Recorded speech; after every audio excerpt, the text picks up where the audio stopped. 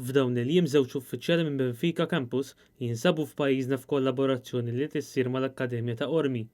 L-istedina saret mid-direttur tekniku tal-klabb Antoine Camilleri li tkellem ma' Net Sports dwar il-kollaborazzjoni li hu flimkien mal-klabb qed jippruvaw jibnu mal-uffiċjali Portugiżi.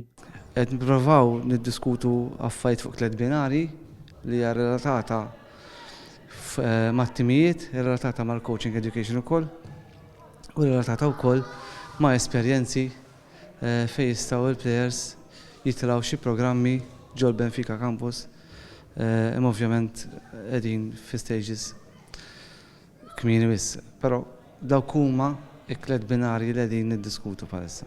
Fi kliem id-direttur tekniku Vasco Monteiro, l-an tiegħu li jaqsam l-esperjenzi u l-idejat tiegħu kif ukoll jisma' u jara biex hu stess jitgħallem xi stejħu miegħu lura l-Portugal. Id-delegat ta' Benfica Campus Thiago Silva qal li jinsabu f'pajjiżna biex juru dak li jagħmlu huma u fl-istess ħin jagħtu opportunità lit-tfal ta' Ormi biex jesperjenzaw dak li jagħmlu. Silva kompla li din tista' tkun esperjenza tajba lihom biex anke jaraw dak li jsir fil-futbol Malti. Il-klabb ta' Benfica hu l-aktar wet ta' suċċess fil-Portugal b'total ta' 79 unur. Huma rebħu l-kampjonat Portugiż 36 darba u fl-aħħar snin għamlu żvilupp sostanzjali fiċ-ċentru ta' taħriġ tagħhom bl-isem ta' Caixa Football Campus.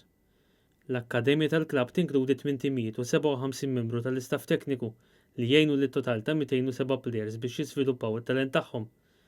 Wieħed mill-għanijiet tal-klabb hu li jipprovdu lit-timijiet tagħhom bl-apparat tekniku l-aktar modern. L-analiżi li ssir tgħin biex isir taħriġ apposta fil-waqt li jiġi żviluppat l-istil tal-logħob tal-klabb. Dan minbarra investiment fix-xjenza u l-mediċina sportiva b'laboratorji apposta, l-aspett edukattiv kif ukoll dak soċjali. Benfica rebħu l-unur tal-aqwa akkademja fid-dinja fl-2015 u fl-2019.